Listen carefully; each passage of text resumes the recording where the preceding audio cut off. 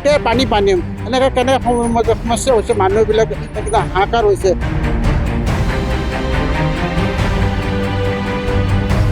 আমাৰ এইটো সদায় হৈ থাকে, আমি কাম কৰোঁ PNRD অফিচত। গুৱাহাটী মহানগৰীত আজি পুৱাৰে ভাগৰ পৰা নাই কোনো বৰষুণ, কিন্তু এজাক বৰষুণ যোৱাৰ পিছতে গুৱাহাটী মহানগৰীৰ ভিন্ন স্থানত যেনেদৰে কৃত্ৰিম বানৰ সৃষ্টি হয়, আৰু তেনে কৃত্ৰিম বানৰ সৃষ্টি হৈছে গুৱাহাটী মহানগৰীৰ সদাব্যস্ত 6 মাইল পাঞ্জাৱাৰী সংযোগী পথত। আজি পুৱাৰে পৰা যদিও বা গুৱাহাটী মহানগৰীত কোনো ধৰণৰ বৰষুণ হোৱা নাই বা কৃত্ৰিম বান হোৱা নাই, কিন্তু তাৰ পিছতো কিন্তু গুৱাহাটী মহানগৰীৰ যি সদাব্যস্ত পথ 6 মাইল পাঞ্জাৱাৰী সংযোগী যি পথ আছে, সেই পথত কিন্তু এতিয়া কৃত্ৰিম বানপানী হৈছে। পথসমূহত যান বাহন চলাচল অসুবিধা হৈছে বা তীব্ৰ যান জঁটৰ সৃষ্টি হৈছে। আৰু মই এই মুহূৰ্তত উপস্থিত আছো ৰাজ্যিক যি নিৰ্বাচনী আয়োগৰ মুখ্য কাৰ্যালয়ৰ সন্মুখত, আৰু মুখ্য কাৰ্যালয়ৰ সন্মুখত মই দৃশ্যসমূহ দেখুৱাম নিউজ 18 অসম নিউজৰ দৰ্শকসকলক। এনেদৰে বৰষুণ নোহোৱাকৈ কিন্তু ইয়াতে কৃত্ৰিম বানৰ সৃষ্টি হৈছে, আৰু পথৰ যান বাহনসমূহ এনেদৰে এতিয়া পানীত বুৰ যাই কিনে বিপদসংকুলভাৱে তেওঁলোকে যাত্ৰা কৰিবলগীয়া হৈছে। কিন্তু কথাটো হ'ল এনেকুৱা যে এজাক বৰষুণ দিয়াৰ পিছতে গুৱাহাটী মহানগৰীৰ বিভিন্ন প্ৰান্তত বিভিন্ন অঞ্চলত কিন্তু কৃত্ৰিম বান হোৱাটো ডাঙৰ কথা নহয় বা নতুন কথা নহয়, কিন্তু বৰষুণ নোহোৱাকৈ হঠাৎ গুৱাহাটী মহানগৰীৰ এটা ৰাজপথৰ মাজত, সদাব্যস্ত এটা ৰাজপথৰ মাজত এনেদৰে কৃত্ৰিম বান হোৱাটো কিন্তু চিন্তিত কৰি তুলিছে পথচাৰীক বা সাধাৰণ জনতাক। এগৰাকী পথচাৰী আছে, মই তেওঁৰ পৰা জানিব বিচাৰিম। খুৰা, আপুনি ফুটপাতে অহা মই দেখা পাইছো চাইকেলখন লৈ কিনে। ক'ৰ পৰা আহিছে বা এই বানপানী? মই পাঞ্জাৱৰ পৰা আহিছিলোঁ।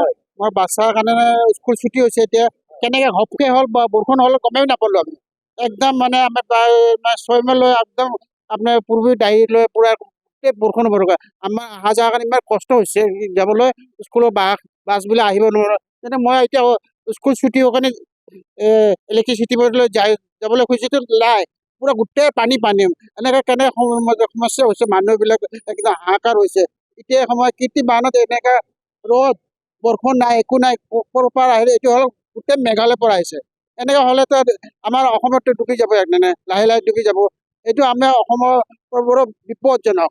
সেইকাৰণে আমি মেঘালয়ক ক'ব লাগিব, মেঘালয় চৰকাৰ বৰষুণ দিলেতো কৃত্ৰিম হয়, বৰষুণ নিদিলেও কৃত্ৰিম বান হয়। বৰষুণ নহ'লে কৃত্ৰিম বান হয়, নহ'লেও নহয়, দুটা হৈ যায় ইয়াতে। একদম গোটেই ডুব যায়, একদম স্কুলৰ ল'ৰা ছোৱালী হয়, অফিচৰ মানুহবিলাক যাবলৈ হাহাকাৰ, একদম দিগদাৰ। আৰু নিৰ্বাচনী আয়োগৰ কাৰ্যালয় আছে, শংকৰদেৱ কলাক্ষেত্ৰ আছে, বহুত ডাঙৰ ডাঙৰ অফিচবিলাক আছে, ডাঙৰ আছে, চিটি কলেজ আছে, ইউনিভাৰ্চিটি আছে, কলাক্ষেত্ৰ আছে। মানুহবিলাক অহা যোৱাৰ কাৰণে বহুত অসুবিধা হৈছে, আৰু মানুহ লৈ অহা যোৱালৈ একদম গাড়ী চাড়ী নাই, একো নাই, চব বন্ধ কৰি দিছে, ঠাপ হৈছে, ৰিক্সা চেক্সা চব বন্ধ হৈছে। শুনিছোঁ এনেদৰে মূল পথটোত পানী হোৱাৰ কাৰণে, বাইদেউ মই আপোনাক আগলৈ যদি বেয়া নাপায় বাইদেউ, বৰষুণো নাই, একো নাই, ৰ'দ দি আছে, তাৰে মাজতে কিন্তু ইয়াতে গুৱাহাটী মহানগৰীৰ মূল পথ এটা 6 মাইল পাঞ্জাৱাৰী সংযোগী পথত কিন্তু পানী হৈছে। কি ক'ব কওকচোন? কি ক'ম এতিয়া, পানীটো অলপ পানী দিলে মানে বানপানী হৈ যায়। আজিতো বৰষুণ হোৱা নাই বাইদেউ। DMC যে অফিচটো যে খুলিছে, এইটো নালাৰ পৰা আহিছে আমাৰ পঞ্চায়ত মেঘালয় তলৰ পানী হয় নেকি, হ'ব পাৰে তেনেকুৱা। নহ'লে হাতত অসুবিধা হৈছে বহুত, এতিয়া আমি জিকি যাব লাগিব এইখিনি। সদায় বৰষুণ নিদিলেও যে পানী হয়, এইটো মানে ক'ৰ পৰা আহিছে এইটো আমি নাজানো। আমাৰ এইটো সদায় হৈ থাকে, আমি কাম কৰোঁ PNRD অফিচত, কিন্তু আমাৰ এইবিলাক পানী সদায় হৈ থাকে। এতিয়া কি কৰিম এতিয়া? হয় নিশ্চয় এনেদৰে বৰষুণ নোযোৱাকৈ বা বৰষুণ নহাকৈ গুৱাহাটী মহানগৰীৰ এটা সদাব্যস্ত পথত হঠাৎ কৃত্ৰিম বানৰ সৃষ্টি হোৱাত এটা চিন্তিত পৰিছে সাধাৰণ জনতা বা পথচাৰীসকল।